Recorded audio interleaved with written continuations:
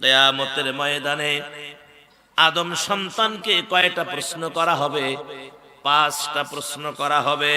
এই 5টা প্রশ্নের জবাব না দেওয়া পর্যন্ত কেউ সামনে এক কদম অগ্রসর হতে পারবে না। 1 নাম্বার হলো, তোমার বয়স কোন কাজে তুমি শেষ করেছো? তোমার বয়সটা তুমি কোন কাজে শেষ করেছো? কি কাজে তোমার বয়সটা তুমি কাটিয়েছো? এই প্রশ্ন 1 নম্বরে করা হবে। 2 নম্বরে, তোমার যৌবনকে তুমি কিভাবে কাটিয়েছো? তোমার যৌবনটা কোন কাজে ব্যয় করেছো? জবাব না দিলে এক কদম সামনে অগ্রসর হতে পারবে না।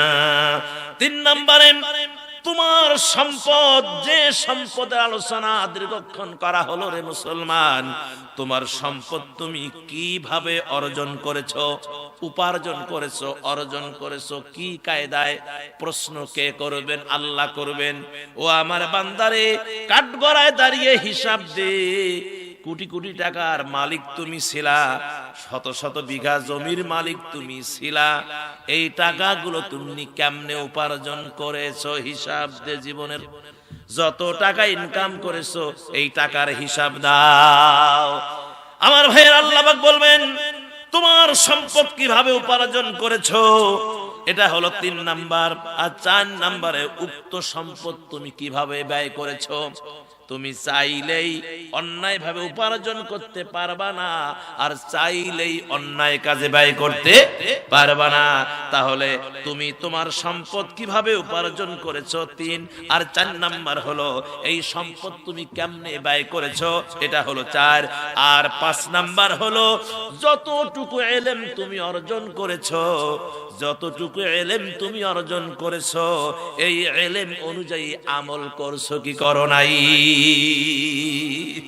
ইলম অর্জন করেছো কতটুকু, আর যতটুকু অর্জন করেছো এই ইলম অনুযায়ী আমল করছো কি করো নাই? এই হলো 5টা প্রশ্ন। কিয়ামতের ময়দানে আল্লাহ পাকের কাঠগড়ায় আল্লাহ 5টা প্রশ্ন করবেন। এর জবাব না দেওয়া পর্যন্ত এক কদম সামনে অগ্রসর হতে দিবে না। যারা জবাব দিতে পারবে তারা সেখান থেকে পার হয়ে আরেক সেক্টরে চলে যাবে, আর জবাব না দিতে পারলেই সেখানে আটকা পড়ে যেতে হবে। বিদায় মুসলমানেরা, প্রস্তুতি নেন। প্রশ্ন কিন্তু আউট হয়ে গেল। প্রশ্ন কি আউট? সেটা কি প্রশ্ন আউট?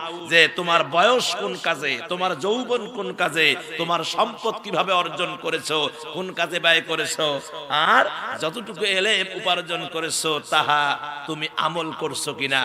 একদম চকচকা প্রশ্ন।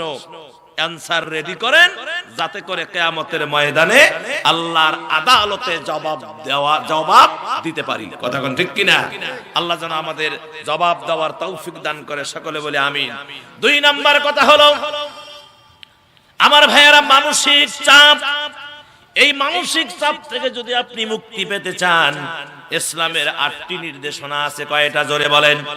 8টা নির্দেশনা আছে। 1 নাম্বার হলো তাকদীরের উপর বিশ্বাস করতে হবে। সুবহানাল্লাহ কোন? তাকদীরে যা আছে তার উপর বিশ্বাস করতে হবে। কেননা আমানতু বিল্লাহি ওয়া মালাইকাতিহি ওয়া কুতুবিহি ওয়া রাসূলিহি ওয়াল ইয়াউমিল আখিরি ওয়াল কদরি খাইরি ওয়া শাররিহি। আছে না নাই? তাকদীরের ভালো মন্দের উপর বিশ্বাস করতে হবে 1 নাম্বার। 2 নম্বরে আল্লাহর ব্যাপারে সুধারণা, ভালো ধারণা রাখতে হবে।